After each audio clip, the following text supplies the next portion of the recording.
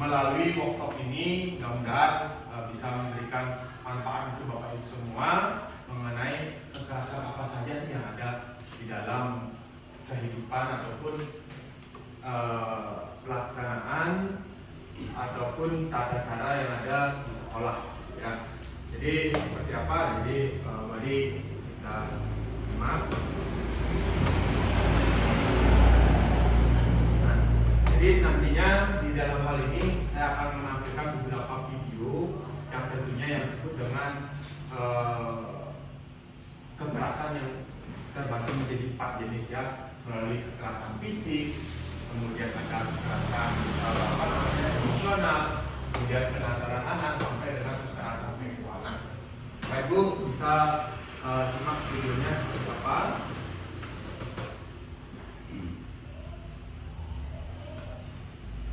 Mesti dari Yayasan Bali Children's Project. Kali ini kakak ingin berbagi informasi dengan kalian tentang perlindungan anak dari kekerasan, khususnya dari kekerasan seksual.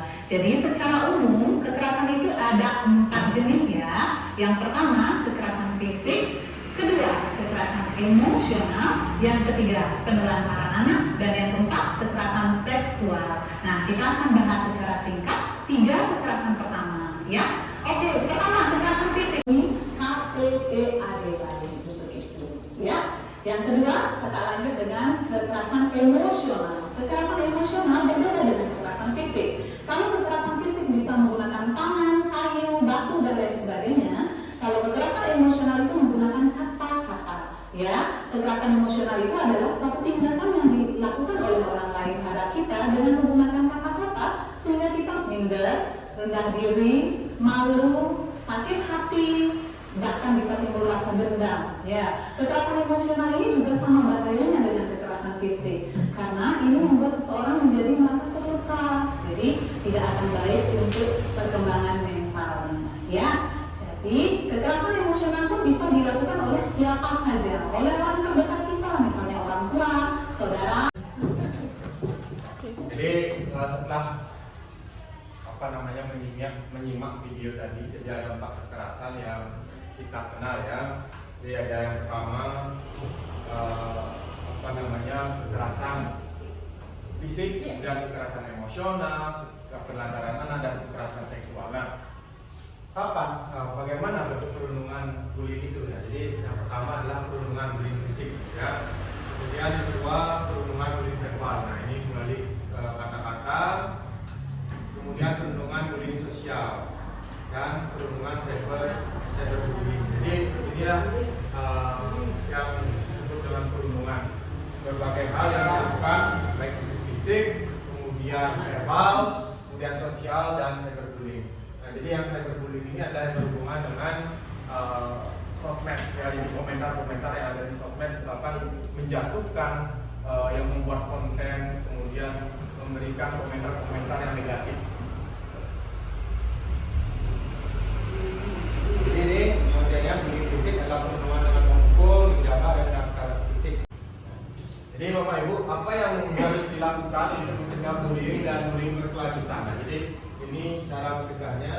Yang pertama, ciptakan budaya kelas dan budaya sekolah yang sehat, penuh rasa kekeluargaan, rasa hormat, dan tingkatkan kepedulian dan kewaspadaan. Jadi yang kedua, membuat panduan yang jelas dan tegas tentang bullying. Nah, jadi kita sudah membuat beberapa peraturan-peraturan yang mengandung prinsip-prinsip dari kekerasan fisik, kekerasan emosional, penelantaran anak, dan kekerasan seksual. Nah, jadi kita sudah buat sebuah tata tertib ya. Jadi, sebelum menutup kegiatan workshop ini, jadi harus kita ingat satu hal adalah bullying sama dengan perundungan. Jadi hentikan bullying, mari jaga kerukunan. Nah, fisik mental kita buat jauh-jauh dari bullying. Ingatlah selalu sobat, kita saling melindungi. Bullying sengaja sering dilakukan kekerasan fisik juga emosional. Jadi korban bullying harus berani cari orang yang percaya, dan saksi bullying harus berani bantu teman dan laporkan ya. Jadi laporkan, serukan, stop bullying ya. Laporkan, serukan, stop bullying. mungkin ya. Jadi terima kasih untuk Bapak Ibu semua sudah mendengarkan dan menyimak. Mudah-mudahan kita selalu bisa memberikan rasa aman kepada peserta didik sehingga kita bisa menunjukkan ataupun menciptakan sekolah ramah anak yang kita dambakan. Terima kasih sekali lagi untuk Bapak Ibu semua. Saya ucapkan terima kasih dan tutup dengan para Om Santi.